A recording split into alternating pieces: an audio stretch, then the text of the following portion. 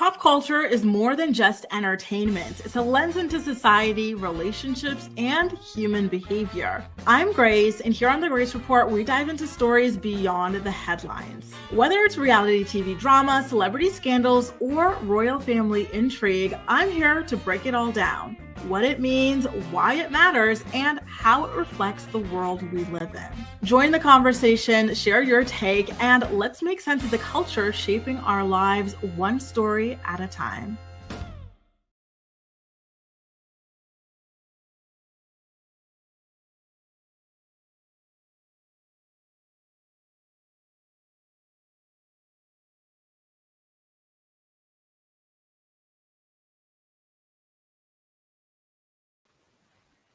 Good morning, guys. Good morning, sunshine. Listen, let me first start off by wishing you guys a very, very happy Thanksgiving. Happy Thanksgiving to all of my American friends and watchers. Thank y'all so much for being here during your holiday. I really don't know what happened, you guys. I just, out of the blue, like just before going live, I just got hit with like the worst cramps. Just everywhere, like 360 cramps, you guys. Oh my goodness. I really do not know where it's coming from. So sorry about that. I did warm up a heating pad.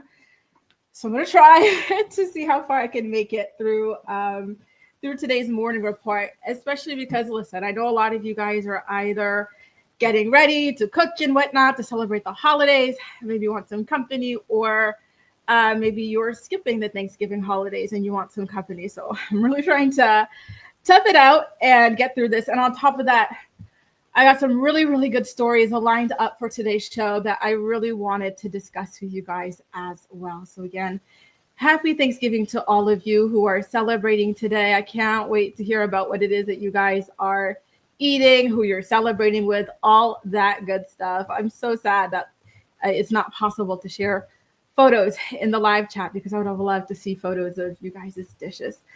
Listen, so today on the morning report, we're going to be talking about 90 Day Fiance star Chuck's passing. He was the father to Elizabeth, who's married to Andrei on the show. They were one of the OG couples. They weren't on the first season, but they were in the early seasons of 90 Day Fiance. Kail Lowry also shared on her Coffee Convos podcast that she's really devastated. She's now, for the first time in her life, taking a step back and looking at the fact that she's got 7 kids by 4 different baby daddies and what that means as far as broken homes are concerned. It was a very, very authentic and vulnerable episode of the podcast that I wanted to get into with you guys. Real Housewives of Orange County psycho Kelly Dodd threatened her daughter via voice note or voicemail, and her daughter Jolie is exposing it all, and it's actually really disgusting. And lastly, we're going to talk about Gypsy Rose and why she's wearing all of these wigs. Okay, again, you guys, I really don't know how long I could do the show for today. I'm really hoping to stay as long as possible for our holiday special, but shoot, might be. I just took some Advil. I have my compress, and I'm trying to see how far I can go. Anyway, thank y'all so much for joining us. We've got Cami here in the show. We've got Gala, Jamie, Ona. Oh my God, Ona. Ona's an OG, but I haven't seen you in a while, Ona. Nice to see you back. Hey, Tadisha. Good morning. Good morning, Tamara. Good morning, Ronnie, as well. I'm a manager of a grocery store, so I am at work this morning for about 2 more hours and homebound to finish what my husband is starting for me. Love it. Listen, Jamie, I wish, but remember, I celebrated Thanksgiving a couple of weeks ago because one of my friends is in Thailand, and so we couldn't celebrate during the American Thanksgiving date. Good morning, Dime Peas. Nice to see you. So when we celebrated together, we ate a whole lot of turkey, stuffing, cranberry sauce, all that stuff. But today I'm just not. For lunch, I went to a Korean fried chicken spot, so that was good. Maybe that's what's killing me. I really don't know, you guys. But thank you so much. Oh my goodness gracious. I'm really looking forward to getting into today's stories with you guys because again, they are some really, really, really juicy stories that we've got. Okay. So Again, good morning to everybody. Hey, Winnie, and thanks so much. And hi, Venetia. Nice to see you, boo. Thank you, thank you, thank you. Hey, Two Snaps. Hey, Abby. Hey, Ramel. Ramel, happy belated birthday. Oh my God, you're 27 years old. Wow. You know, I'm so happy to hear about your B-Day, actually, because I was just wondering, like, when are we going to get to sing the birthday song again? It has been so long. Where is the birthday song? Jeez. All right. So can you guys please help me wish our Romel, who's another OG of the channel, a happy birthday. Romel just turned 27 years old. So let me go ahead and pull up your birthday song, Romel. Happy belated birthday. How cool to have a Thanksgiving B-Day. Happy birthday to you. Happy birthday to you. Happy birthday, happy birthday, happy birthday to you.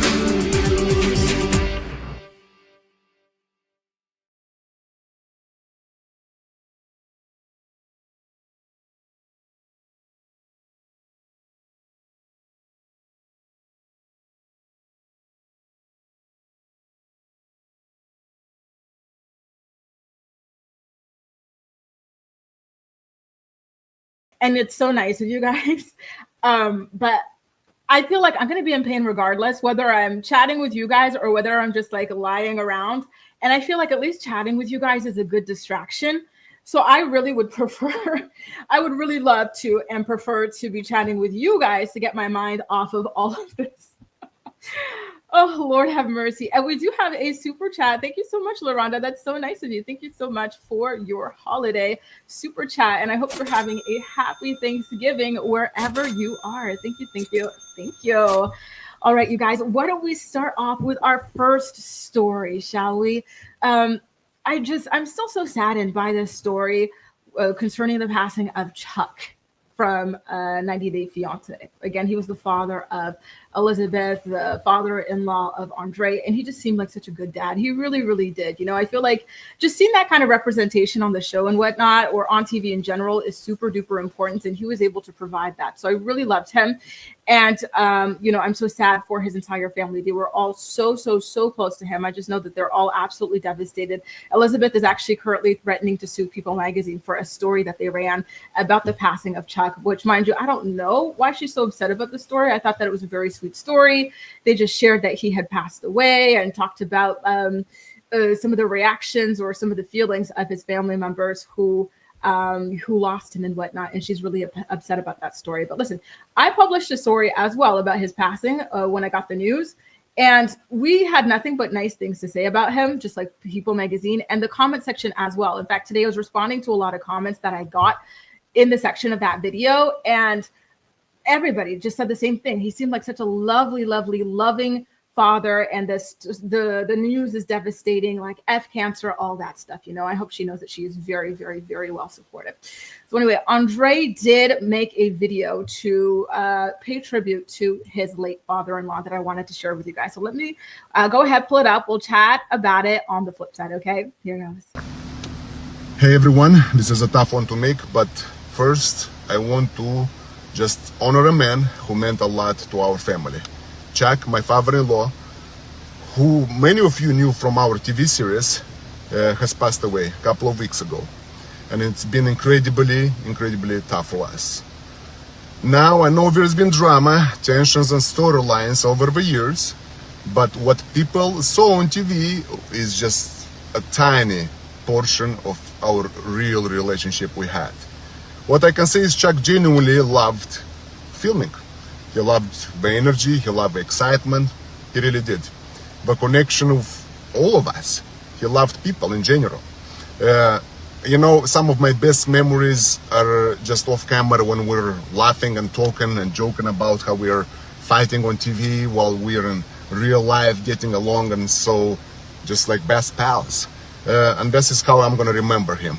And I want to make this clear, but all the rumors and the clickbait going around right now are just lies. When it comes to what actually happened, I'll speak about it later in a respectful way. For now, I just want to honor him, Chuck, and there's a lot more to say to this, and I will share it later about his life, about our real connection, and the truth behind everything. But I'll get to that in the next post. Rest in peace, Chuck.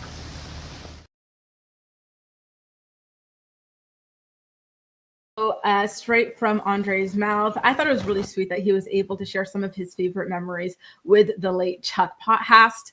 I know that their relationship wasn't always the best, right? Like it was very contentious at certain moments and whatnot. But, overall, Chuck, I think, loved Andrei, and I think that Andrei loved Chuck as well.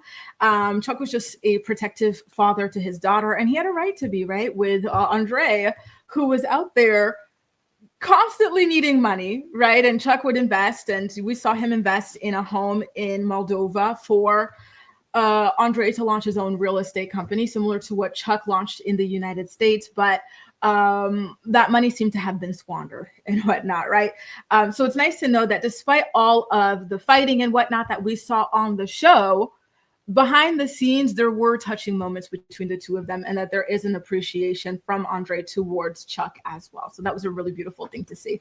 And by the way, speaking of beautiful things to see, thank y'all so much for the birthday wishes for our dear Romel. Romel, I hope you have a great time celebrating your big day.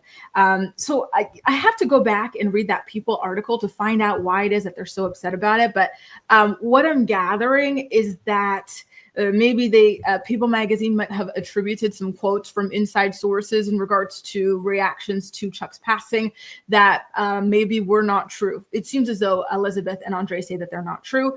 So I'm gonna have to go back and take a closer look and see what exactly what it is that wound up pissing them off, because I've been reading People magazines forever, for decades, right? And I always saw them as a reliable source and a very respectful source as well. They're not like really salacious. They always try to truly like validate and get like direct quotes from the people that they talk about. So I'm quite surprised by this reaction. And wow, cornbread stuffing sounds absolutely delicious. SOS. Oh, Lord have mercy. Am I jealous? Listen, y'all, please keep telling me what you're making for Thanksgiving, because it is making my mouth water. I don't know what I'm having for dinner. I was thinking of having a quiche Lorraine.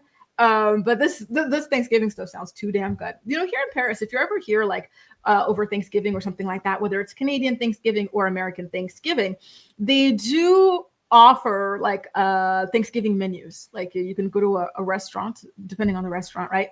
And ask for a Thanksgiving special, and they'll get you the turkey with the stuffing, with the sides and all that stuff, right? So just an FYI, you guys, okay? Ramel says, praying for the family. I don't watch the show or know the people, but it's definitely sad losing a loved one. That's why we have to appreciate every single day we wake up. Amen to that. We are so lucky every single day we wake up, every single day we leave our homes, come back in one piece, all that stuff. Truly, truly. So, and it's just something that we do all the time, right? Go to sleep, wake up, leave your house, come back, to the point where we forget how lucky we are. Truly, truly lucky. And speaking of that, I wanted to say something.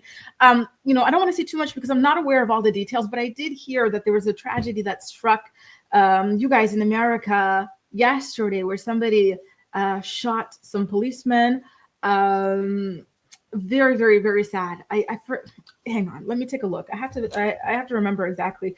Soldiers, I believe, but it was just so sad. I was talking about this over lunch. I said, I can't imagine, those people, they left home to go and, two National Guard members, sorry. So National Guard members were shot yesterday in Washington. And so just the idea that they're out there just doing their job like anybody else, and boom, somebody, a crazy deluded person could come and just do something like that to them out of the blue. It's really shocking. So again, like, you just really never know, and it's so every single moment is just such a blessing. And I really hope that they turn out okay. That story just really truly shocked me, and I feel terribly for their friends, family, loved ones, all that stuff, because again, today's Thanksgiving. This happened yesterday. I imagine everybody, they had Thanksgiving plans or something like that, and just to go from that, all the excitement and the planning and all that stuff, to being in the hospital or all that, it's absolutely devastating. Bruce says, I don't even understand why people are saying mean things. He did a lot for his kids and he seemed like a great dad. Exactly. I'm so surprised because, in my comment section, I have not seen a single bad word about him. And in the People magazine article, they seemed really positive about him as well. So I'm really curious, like, what other people are saying. Carly says he seemed to try to support all of his kids. He really did. And the kids fighting was something that truly, truly devastated him. By the way, you guys, I feel healed. Hallelujah. Hallelujah. Thank you, universe. I feel good again. Thank God. I was like in a cold sweat. Oh my God. Au bout de ma vie, genre, at the end of my rope, but I feel good now. Thank God. Thank you guys for keeping me company. I swear, anytime I'm feeling like sad or like pain or what, you know what I mean? Like just chatting with you guys is the best distraction, and it makes it all go away. So thank you. You guys are miracle workers. TM says, I get being nosy, but we don't need all the details, just whatever they want to share. Exactly. And I felt like the message that Andrei just shared was already good enough. Like we really do not need to know any more than that. Right. And I saw that Libby had been sharing some of her childhood photos with her father, her sister as well, like that type of stuff. It is sad how invasive the press can be and the public can be. But I totally respect what it is that they want to share and don't want to share, because at the end of the day, this was their father. And although we loved him on the show and everything, like he didn't belong to us the way that he belonged to them. And just let them have something for themselves, I feel like. Abby says, I finished my 2 cheesy loaves, yummy rolls and cookies this morning. Oh, Lord have mercy. Y'all, this looks so damn good. You guys can throw down in the kitchen, can't you? I love it. Good morning, Amelia Bedelia. Nice to see you. And thank you, Winnie. Yes, they were National Guardsmen. The story was just so shocking to me. I really did not expect to read anything of the sort yesterday. Again, you just can't stop thinking about how excited and happy those people must have been preparing for the holidays the next day, just to have tragedy strike this way for literally no reason. And yes, happy Thanksgiving, you guys. And thanks so much for sharing all the things that you're doing to celebrate your big day. And hey, wait a minute. What happened to my border? I'm festive over here. Let me put up my little festive Thanksgiving border. We're celebrating Thanksgiving over here. Listen, y'all know I love me some Thanksgiving dinner. I love it. It's been crazy here. They shouldn't even have been there. It's just so sad how risky everything is, right? And I'm so sorry, Jamie. Jamie's in a fight, so no food for me. Look, girl, what do you mean no food for me? Get yourself dressed up, go to a nice restaurant, and treat yourself to a dinner for one. Or you know what? Maybe you cook something and you eat it in front of his face. And make sure it has like a really good, like big smell, and you don't share anything with him. Like a pecan pie, like something. Do something nice for yourself, boo. They're still alive, thankfully. Pray for them. Amen. I heard they're alive but in critical condition, and so I really, really hope that they're able to pull through. It's awful. The National Guard shootings, we are hurting here. I swear, it's just I can't. It's just bad news after bad news, shock after shock, and enough is enough at a certain point. Princess says turkey done. Ham is currently turkey and ham. Oh Lord. In the oven. Broccoli, collard greens in the crock pot. Plantains and guava tart are done now for the crucian stuffing, while we wait on my aunt to come with the pasta salad and mac and cheese. Princess, girl, what is this? This is incredible. Can I ask what your background is? Because some of this food sounds just wow. I've never heard of it being put in like a Thanksgiving dinner. I love guava, by the way. I like to get a guava puree, like a jelly, and put it in my Greek yogurt. Oh, heaven on earth. That sounds so good. Dawn says, Thanksgiving morning back in my hometown. Shout out to you, boo. I'm glad you're back in the hometown. There's something so special, right? About going back home for the holidays. I have to be honest with you guys. I haven't gone back home for the holidays in like pushing 6 years now. It's just not, listen, Thanksgiving to me is not big enough to go back to like Canada from France. Okay. And then Christmas, but here's the thing. I don't like snow. And I don't like freezing temperatures. So that's why I don't go back. So I don't, but they're just, I imagine something like, so special about going back home for the holidays. And thank you so much, Tamara, Kelly, and everybody else. Honestly, y'all made me feel so much better so quickly. I feel like I would still be struggling if I wasn't here with you guys. Carly says, I'm excited for the new 90 Day folks coming up in December. Me too. We really needed a new batch of people, and their stories look really, really fun and exciting. Now, you guys, I want to get into Kail Lowry's story. Kail Lowry actually quite surprised me in this week's episode of the Coffee Convos. I haven't really been able to recap too much of the Coffee Convos podcast just because she and Lindsay haven't really been talking about things that are all too personal and exciting. Like, yeah, they'll talk about the kids and this and that, but nothing personal to them as grown women, right? And that's typically what I like to report on here on my show. But in today's episode, they started off the usual, right? Talking a lot about the kids, what they've got going on. Kail's kids are really, really like sporty. So she talked a lot about sports, jerseys, cleats, all that stuff, right? So I was like, okay, don't care. Skip. And then about, let's say 30 minutes into the episode, she starts talking about, and you know what I think it is? I think it's the holidays that make her feel this way, right? Because I know that she doesn't keep the kids for Christmas holidays. I don't know how she divides the 7 kids during Thanksgiving holidays. But I know that for Christmas, she's child free. I don't know if she's going to do that with Elijah's kids, but I don't know. That's so I imagine that something's going on in the holiday world for her with, you know, her kids, the assorted baby daddies and whatnot, that has her in her feels. And so she just started talking about how she was recently just thinking like, damn, like, how did I end up here? Like with 4 baby daddies, like, why would I go and create 4 broken homes? Like the regret and all that stuff. Obviously she doesn't regret her children. However, she says personally that she regrets creating 4 broken homes. So let me go ahead and play the podcast for y'all so you can see what I mean, okay? And I'm really looking forward to talking about this with you guys. So if you're watching live, please go ahead and leave your comments in the live chat. I'll be putting them up and bookmarking them for discussion later. If you're part of the Playback Posse, feel free to leave your thoughts in the comment section and I'll chat with you over there, okay? So let's go ahead and get to listening. Time.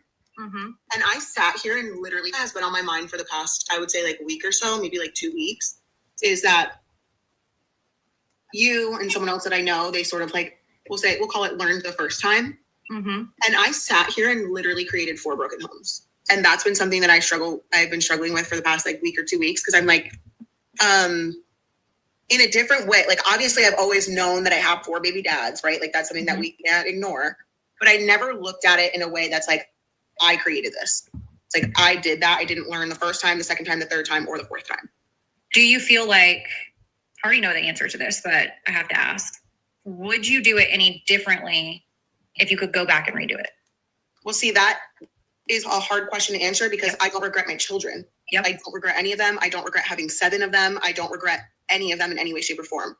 I think the only way for me to answer this in the way that I hope comes out the way that I mean it is that I had no business having any children with Chris and truly no business having any children with Elijah either.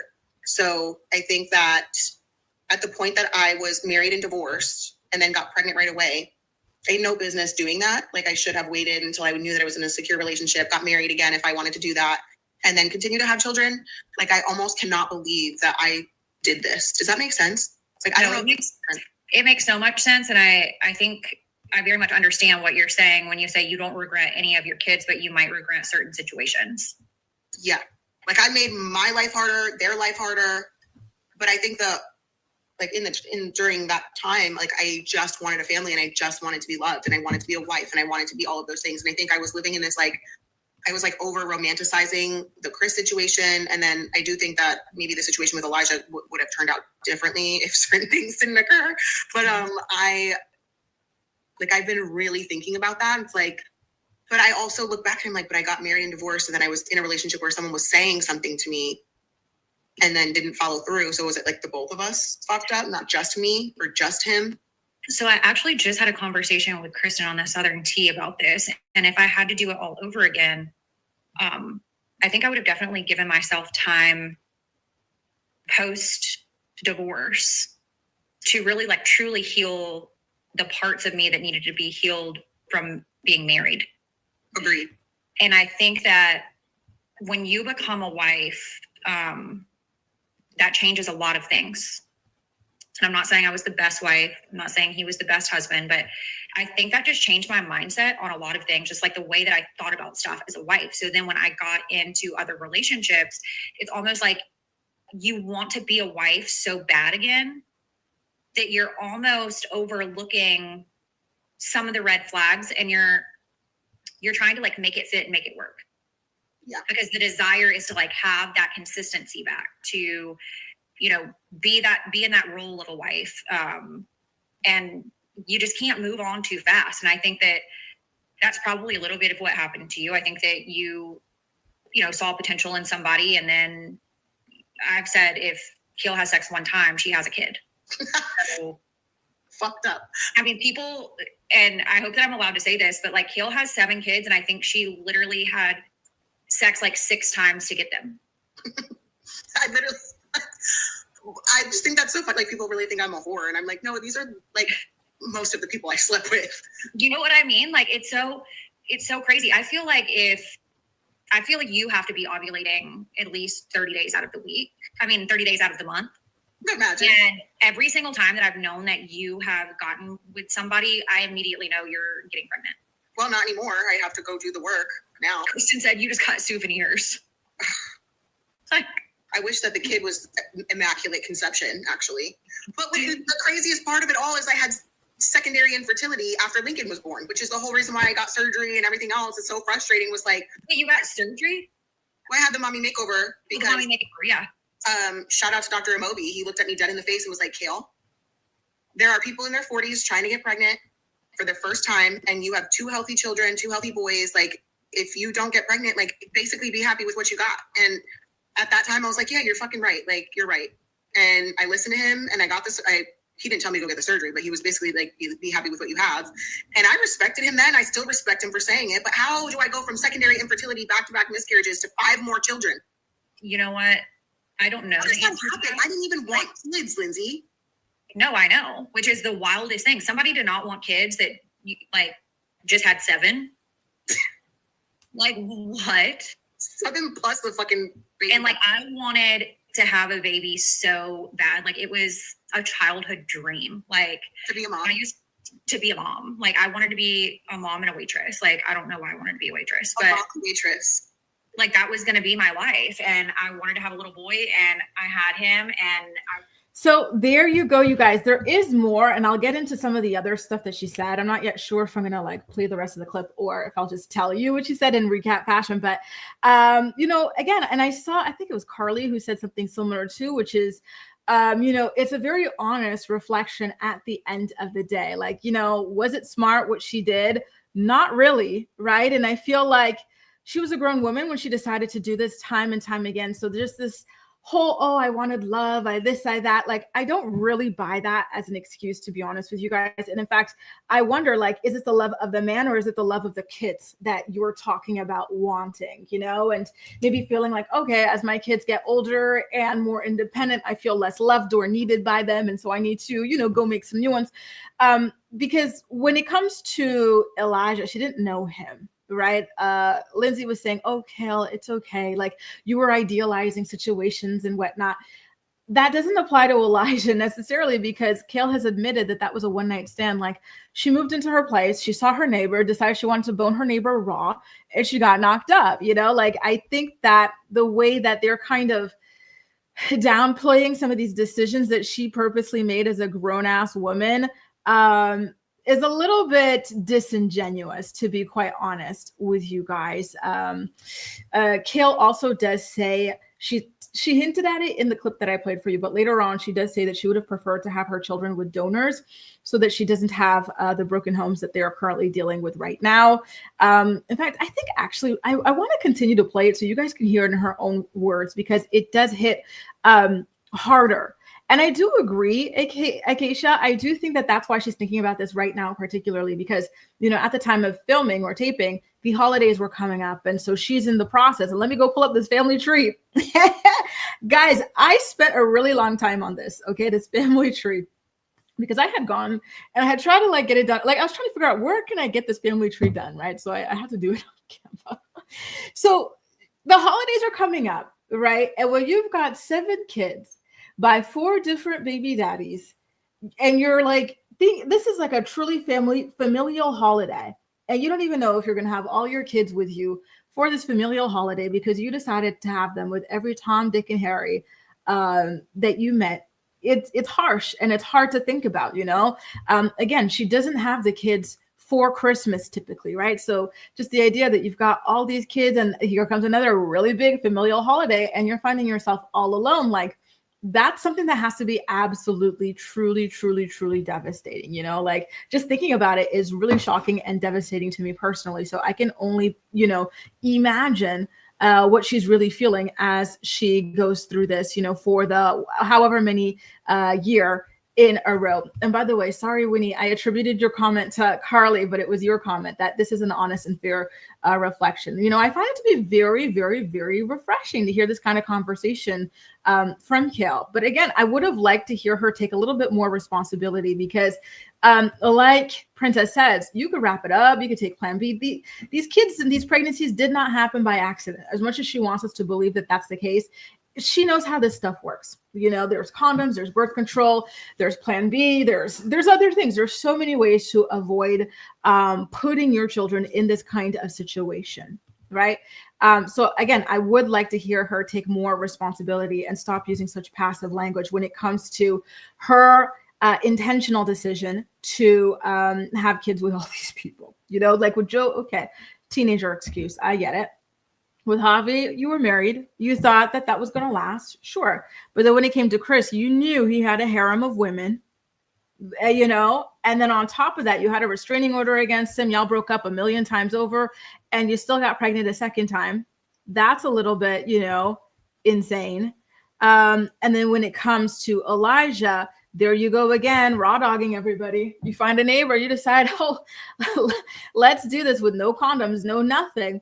And you get pregnant. Like, that's absolutely insane. She was well into her 30s. She had already had like multiple kids prior. She knew how kids were made, and she still made that decision to go ahead with that. You know, knowing she already had other kids that had already gone through so much with all of these random, like, you know, temporary stepfathers and all these new kids and all this just mess that she created. Right? Hey, Jaleesa, how are you, boo? Are you off today? I hope so. So it's sad, but you know, again, I do applaud her for taking responsibility. So let's go ahead and continue to hear what else it is that she had to say about the situation that she's currently finding herself in. Wanted him so badly. And then to hear somebody say, I didn't even want kids and then had 7. No, but I love it here. Like, I don't know what I would like to think about my life as an empty nester stresses me out because what would I be doing with my life without my children?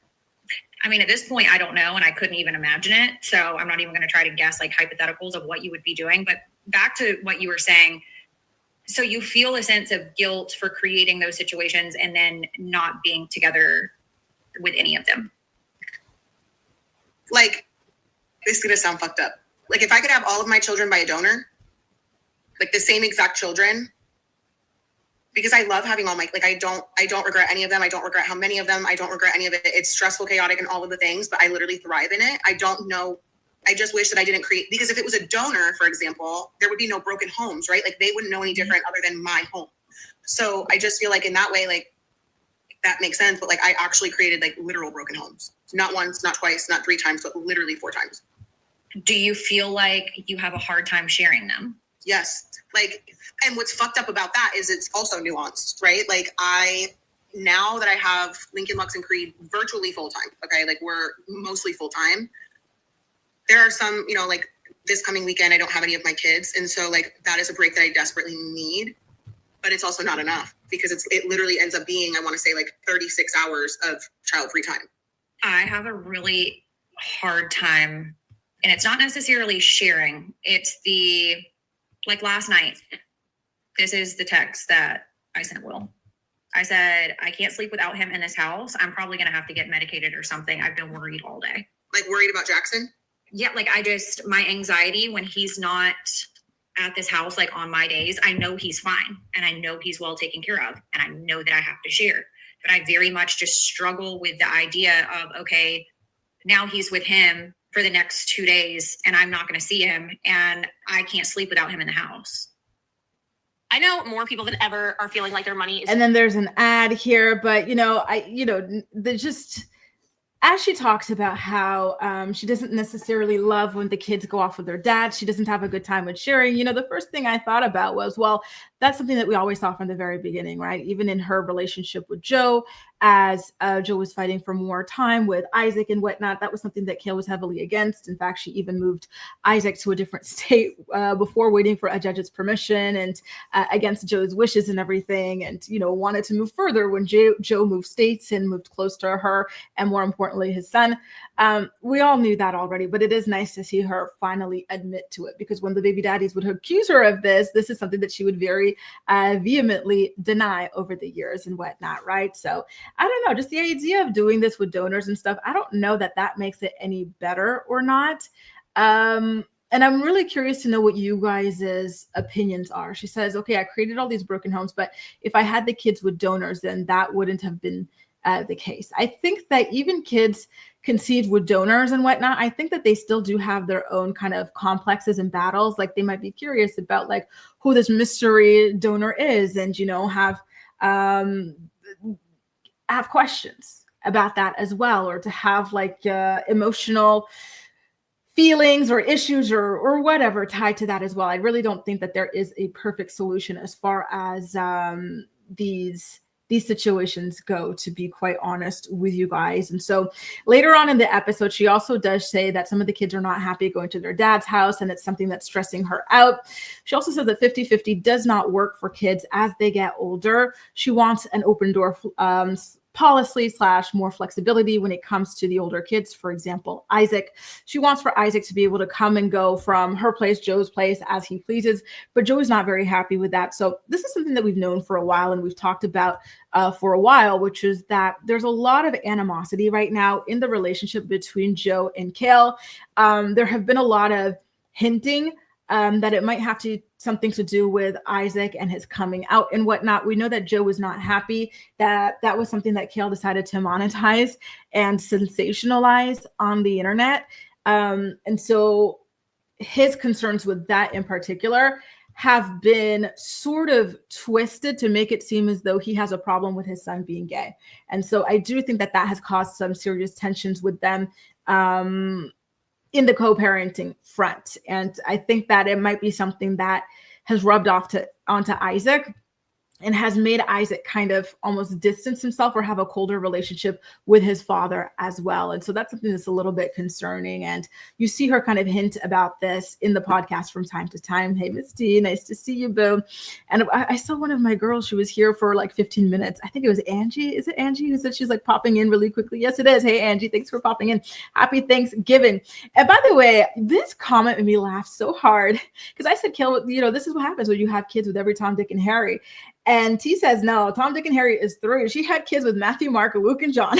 That made me laugh so freaking hard. Well, it's true, though. It's true. This doesn't happen by accident, and just that's what it feels like. This conversation is trying to make it seem like, oh, this happened by accident.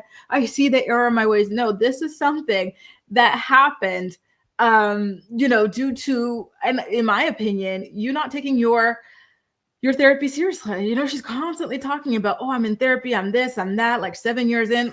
Where are the results, baby girl? Where are the results? This is just, anyway. And so there's something else, and I think this might be what is also weighing on her heavily.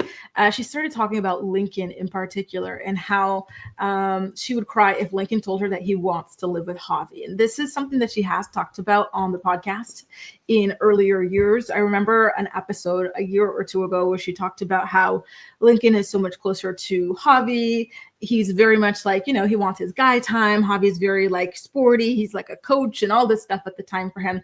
And now that Javi has left the state to go and live in Virginia Beach, I believe it is, they have a sort of sharing policy for months at a time with him. And I believe that Javi, when he crashed out on Kail in his Instagram live, he did say at a certain point that I believe it was next year, a judge would be asking Lincoln personally which home he would prefer to stay in for the majority of his time, because the current arrangement that they have is an arrangement in which Kail gets him for the majority of the time. But according to Javi, next year, there will be a discussion about that in court again. And this time it's going to be Lincoln who has to say out of his own mouth where he would prefer to spend the bulk of his time. And it does feel like, the closer that approaches, the more Kail gets a little bit anxious, right? And she starts talking about the kids not really like going to their dads and this and that. I gotta be honest with you guys though. I have a hard time believing that, I don't know.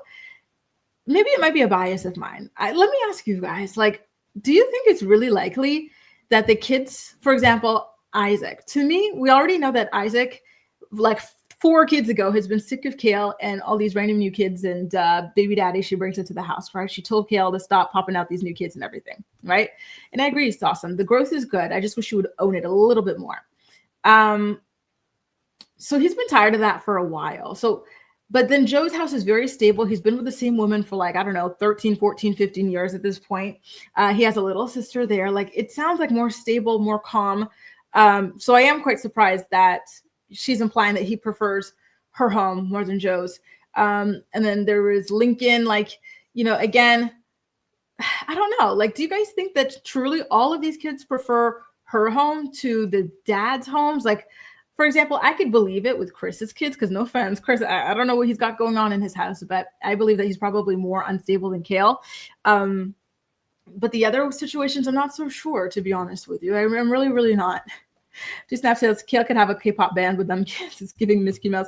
And listen, you know what? Speaking of Kail and the kids and the publicity and all this stuff, she was talking about this like maybe 2 years ago about how she DM'd Kris Jenner on Instagram, like, oh, hey, Kris Jenner, I want to pick your brain about not monetizing my kids, but like managing my kids and like making them money or something like that. And Kris Jenner never opened that message or responded. So just know she is looking for a way to hustle off these kids. That's why she monetized her kid coming out, right? Callie says, is Kail still with that Isaac guy? Yep, she's still with Black Isaac. That's why the original Isaac now has to go by Elliot. Or I'm sorry, now he decided on his own, coincidentally, to go by Elliot. And now all of a sudden, yeah, it sounds like more than enough, Jamie. She says it doesn't matter how a kid comes into the world, they're going to have questions. And exactly, that's what I think so too, So I think, even if she went down the sperm donor route, that would have had its own set of complications, questions, all that stuff, curiosity, and everything like that. Oh my God, Woody, ça donne envie de regarder l'épisode. Now I want to see this episode. Now, let's see. I actually have some of you guys' comments bookmarked. So what I want to do is go ahead and check these out. Okay, you guys. East Awesome says introspection is a good thing. Kail is more thoughtful than Brittany from the Valley, Portia Williams, and Brittany Bateman from Salt Lake City. East Awesome is a Kail. Really? I'm staying on business. Listen, one thing I love about you, East, is when you're a fan of somebody, you don't play about them. I know you're still over there protesting outside of the courthouse and the jail for Wendy to be freed. And I love that. And you know what? That's the thing. They might miss the kids when they're at the dad and all this stuff. I don't know. So let me go ahead. Don't kill me. Let me go ahead and see some of you guys' comments. Venetia, I forgot about the Macy's Thanksgiving Day Parade. That's so cool that that's still on. I love that. Thanks for keeping me on with the Macy's Thanksgiving Parade. I'm so honored. I know how big that is over there in America. Winnie says Lincoln was planned, but after Lex and Creed, she couldn't figure out birth control or at least family planning if unable to take birth control. Exactly. This stuff is preventable. You don't just sneeze and get pregnant. Okay. Now, you know what? Listen, y'all, I'm hungry. Let me go back and see some of the stuff that you guys are saying that you're eating. Okay. And yes, tea. That is one of my favorite snacks ever. Greek yogurt, guava puree, like jelly or whatever. So good together. Angelica says, nice to see you, Angelica. I'm Hispanic and we don't do the traditional, which I want to try all the traditional dishes. You should. It's so good.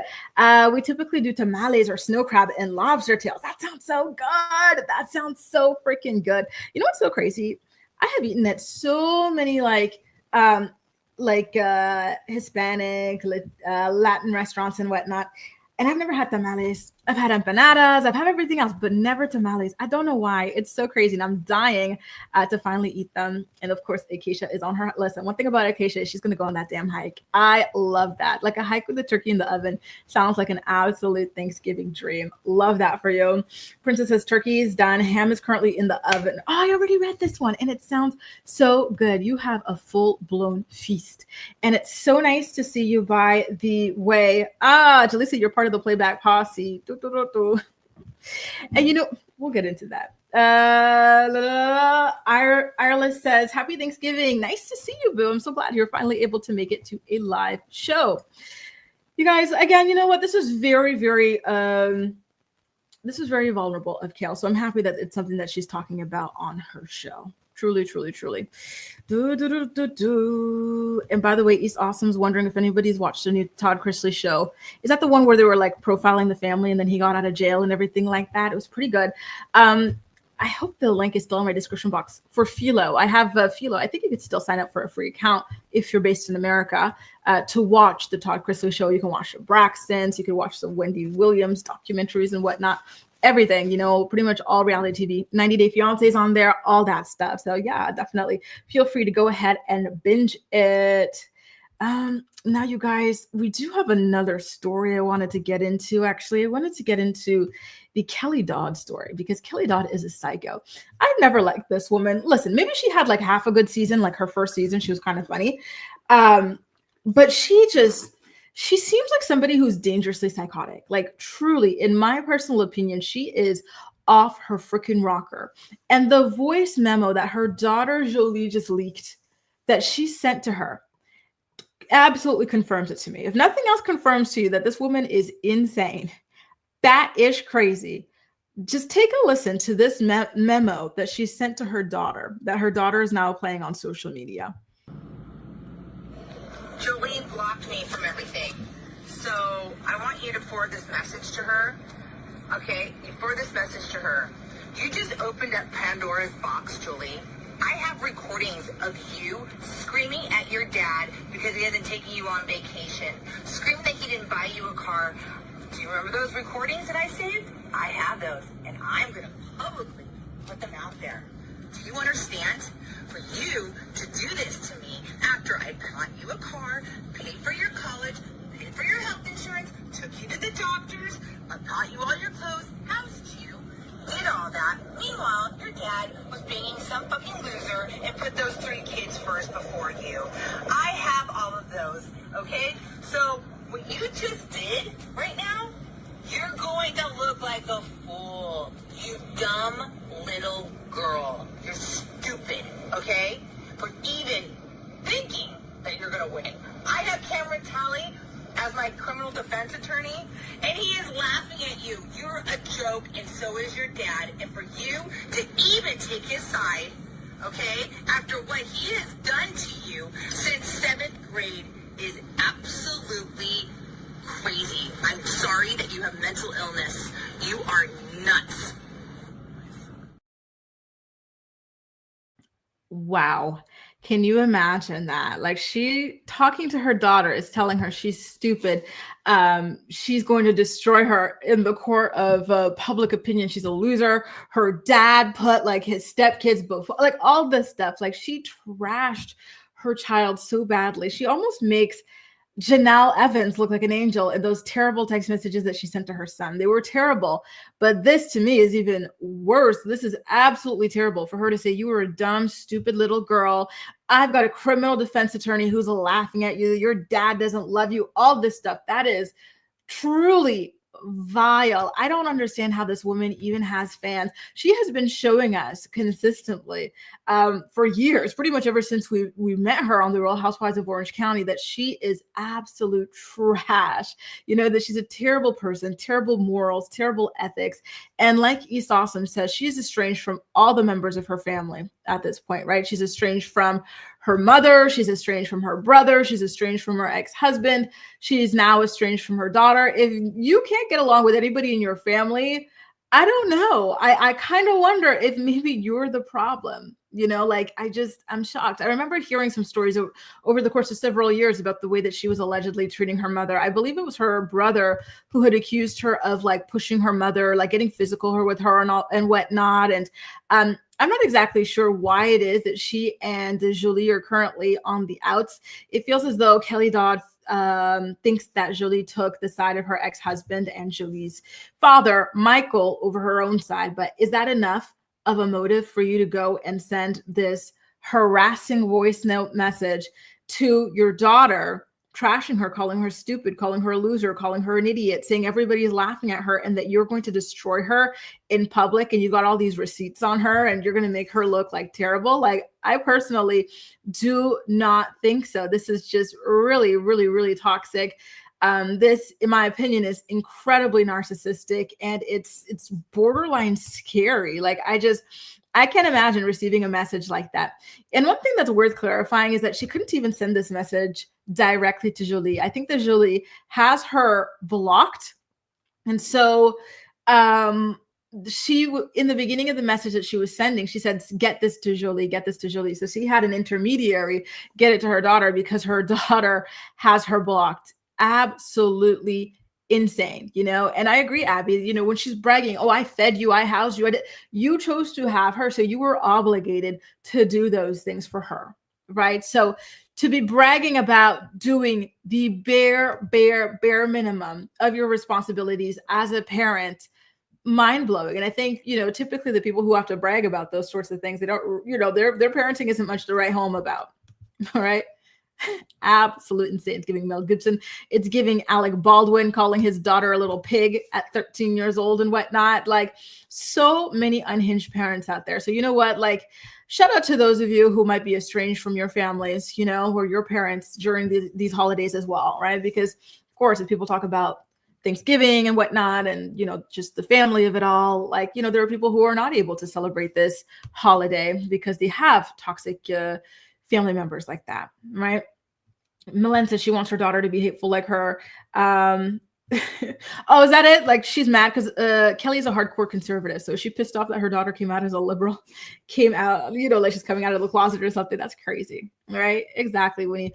The level of vitriol and just hatred and venom and everything is just so disturbing to hear. And her daughter is so young. What is she, like 20 years old or something like that? Like, insane. Tadisha says, why is she listing all the things that she's required to do? You chose to have a child. Exactly. That's what I can't stand about some parents, like they have these kids, they do the bare minimum, right? I clothed you, I fed you, I housed you. And then they turn around expecting all these things from you and throwing it in your face that they did all these things, like they were, forced to have a child or something. Havana says her mother acts like she's owed something for doing what the hell she's supposed to do as a parent. Shaking my head, period. It's ridiculous, and I think that this goes to show, it just goes to show that she ain't ish. She ain't ish. And listen, as a day one Kelly hater, I feel very much vindicated. Tusna says, you're a mother bragging about healthcare, right? I took you to well, you're supposed to. Girl, you could have gotten arrested if you did it. Good morning, Gail. Good morning, Jenna. Happy Thanksgiving to you guys as well. Absolutely insane. Let me get into some more of you guys' comments. Oh, Gwen, are you serious? I'm so sorry. Nobody deserves that. Nobody at all. That is so sad. I'm sorry, Gwen. Oh my goodness. I hope you blocked her too, just like Julie blocked this one. Tamara says, I don't know who this Kelly person is, but listening to this, I'm not surprised she's estranged from her entire family. Exactly. And this is how she speaks to everybody and about everybody. Oh, she is just such a hateful, venomous, vile creature. She really is. Abby Chocolate says, Kelly's brother has done several on-camera interviews talking about how she needs mental health intervention. She really does. And I think her husband, Loki, does too. They're both off their rockers. And, together, I think that they've only gotten worse together. They feed off of the toxic side of each other. Dime Piece, Kelly is from the Real Housewives of Orange County. So at first, she really popped off when she first joined that show, right? Hang on, let me put up a picture of her. But then she very quickly showed that she just was a really, really, really terrible, mean, cruel, vicious, hateful person. So she definitely lost that fandom. I saw a comment from East Awesome that I wanted to get into because, I did hear about that special as well. So thanks for bringing it up. Where is it? Here it is. Oprah is doing a special exposing people that go no contact. Mothers like Kelly are why people go no contact. Some family members are exhausting. Some people aren't worthy and don't deserve access. And I agree. And I feel like that's probably the same case for people like Leah, Jace, etc. We've seen their mothers on the show. We see how exhausting, we see how toxic they are and whatnot. So now watching their kids go no contact with them, like, it's obvious, like anybody would go no contact, right? With that sort of a person. Like, it's terrible that they've even had to endure this kind of treatment at all. I really, really hate that it happens to people. And it seems to be so common. Like, you hear so much about people being estranged from their family members. So it sucks that there's so many people who treat their children, right, so terribly. Good morning. I dream big. Happy Thanksgiving, boo. Lord have mercy. Now, you guys, Oh Lord, Lord, Lord. I'm seeing all you guys' comments. It's so sad that so many people can relate to this. I'm sorry, Terry. I'm trying to put up your comment. Is it up? No. It is so, so sad. You hear about this all the time, but you know what? It takes a lot of bravery, courage, all that stuff to finally say enough is enough when you've been taught for so long that you have to put up with anything just because they're your parents or family members in general, right? So sad. So, so sad. Now, you guys, I think we're off to our final story of the day. I wanted to get into Gypsy Rose. Y'all know Gypsy Rose, right? Everybody knows Gypsy Rose. So Gypsy Rose is now explaining why it is that she's currently wearing wigs. So when we watched her on her show, Life After Lockup, I believe it was called, she had her beautiful, luscious, chestnut brown locks and whatnot. But lately, she has been oscillating between, a pixie cut and different wigs and whatnot, sometimes a bob and everything. And so now she's explaining why exactly it is that she is changing her hair so often for all the people who have been asking her incessantly. And I got to be honest, I really did think that she already talked about this in the past. So I was quite surprised to see this pop up on my timeline. Mind you, I actually don't think she needs a wig because I really like her hair like that. I think she looks absolutely adorable with it. So this is a picture that she posted in response to somebody asking why she wears wigs. And if she has real hair. And so she shared this selfie saying, "This is my real natural hair. I had to cut it really short because nearly 2 years of bleaching completely fried it. I don't feel confident with short hair. So I normally wear a high quality wig while my real hair grows back healthy. I'm giving my hair a fresh start so it can grow long again." So you know what? Good for her. Listen, you got to do what you got to do in your hair growth journey. I totally get it. I think I already told you guys, I had to cut my hair into a bob because it was so damaged. So I'm on my hair growth journey. So hence the braids. And I'm on minoxidil as well to get some density because my little 3 strands are driving me nuts. I need a head full of hair ASAP. You know what I mean? So I totally get it. And good for her being so open about that. I think a lot of people can relate to just not really feeling where they're at with their hair and whatnot, and trying to find different ways to style themselves and to style their hair that makes them feel good, right, when they walk out the door. So kudos to Gypsy Rose for opening up about that and, taking care of her hair under those wigs, I guess, right? Oh, Lord have mercy. All right. Let's see. Bum, ba-dum, bum, bum. Two Snaps says Two Snaps says he can't stand Gypsy and that she's a weirdo. Boom, boom, boom. Listen, a lot of people feel that way. You are not alone, boo. East Awesome says, "What's the Gypsy Rose backstory?" Some of us, really?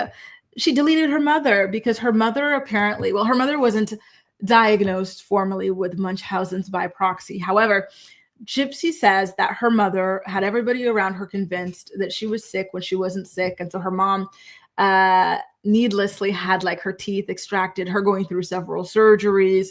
She was submitting Gypsy as a Make-A-Wish Foundation kid to go and do all of these activities and whatnot, to profit off of all the beautiful, generous, wonderful things that Make-A-Wish kids are afforded and whatnot, just all sorts of stuff. So she also says that her mother forced her to stay in a wheelchair, even though she could walk, all sorts of different things. And there are a lot of people who believe that Gypsy Rose is lying and that she was indeed very sick and that she should have been in that wheelchair and that she should have had those teeth pulled and that she should have had those surgeries. So she is a very, very controversial figure. And you know what? You know how, East Awesome, you were saying that you wanted to watch the Todd Chrisley stuff and binge it?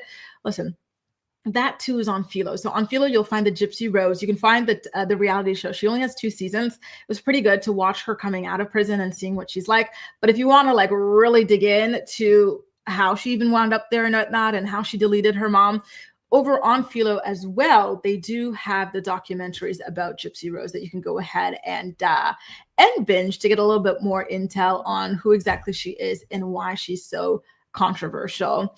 Yeah, exactly. I really like a short, and I say that I would rock it for myself, but that's the thing. Sometimes you love it on certain people. I think this makes her look really, really cute. And so it's just fascinating that she doesn't personally like it for herself, but she looks really good. She does.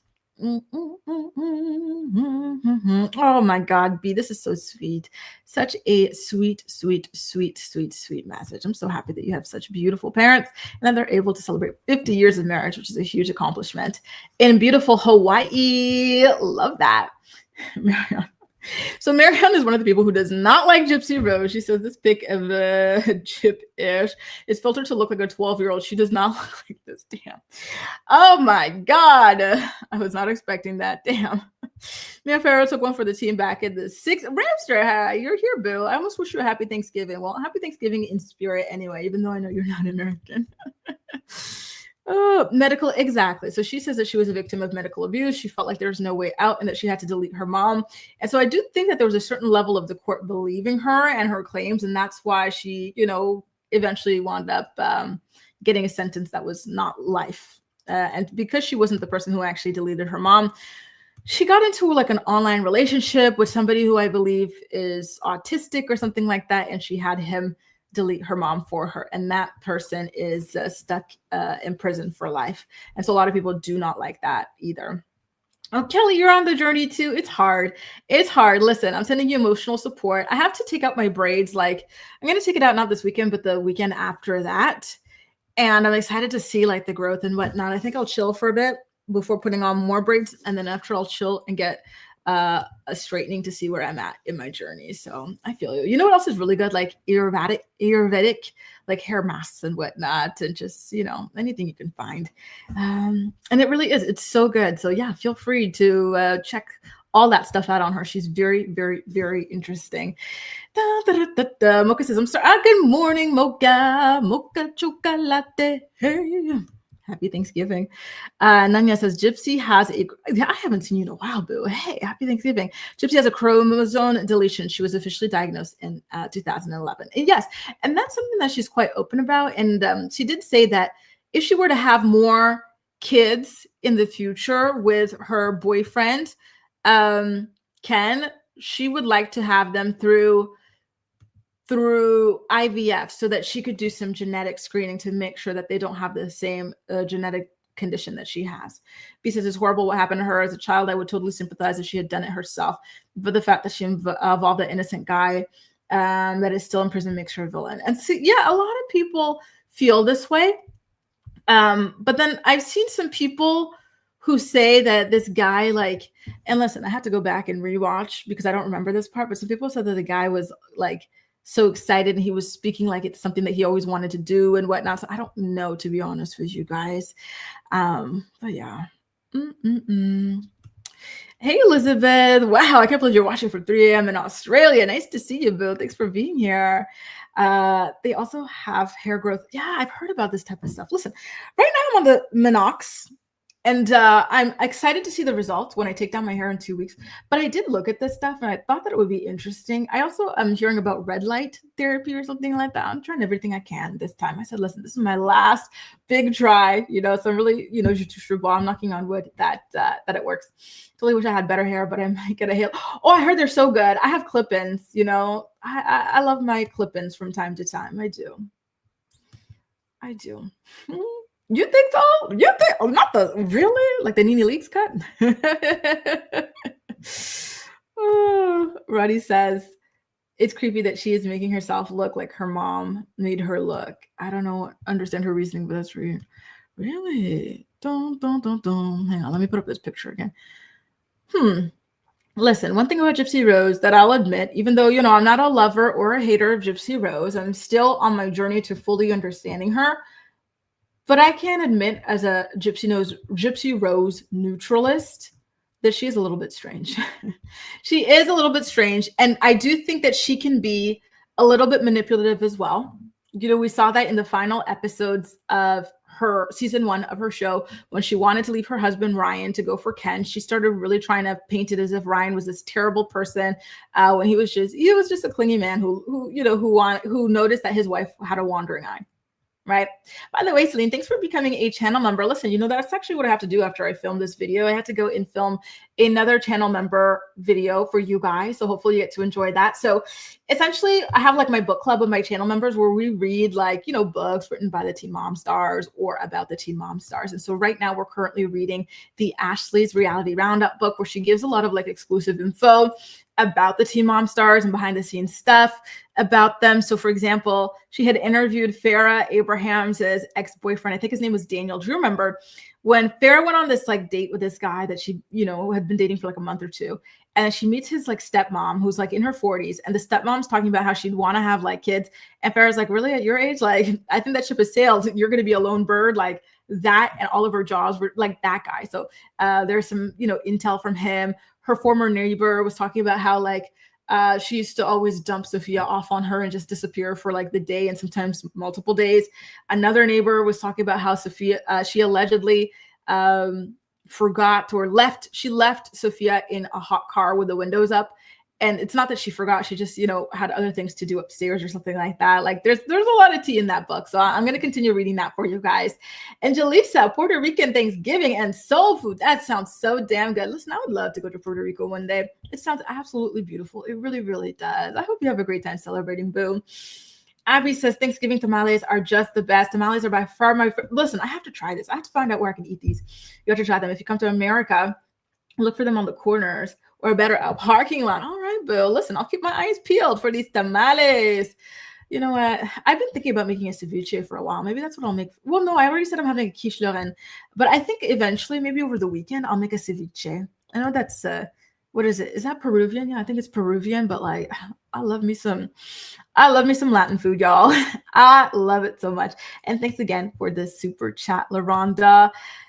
Hey, wait a minute. I don't know what happened to my Thanksgiving festive thing. I gotta say, you guys, thanks so much for joining me here, like on your Thanksgiving. I know it's the holidays and whatnot, and I think it's so cool that despite the holidays, y'all have been able to join me here for the day. So thanks so much for being here. And thanks so much for all the good vibes and energy and stuff that you guys sent my way to help me get through like the pain I was going through at the top of this episode. I really appreciate that as well. Again, I'm about to shoot a video for my channel members. We're going to continue reading the behind the scenes scoop on the Teen Mom Stars. So feel free to sign up for that if you guys want to read along with me. Again, enjoy your Thanksgiving. Enjoy the rest of your day. And I'll see you again tomorrow at 10 a.m. Eastern Standard Time to talk more about the day's hottest stories. Bye, guys. Take good care of yourselves.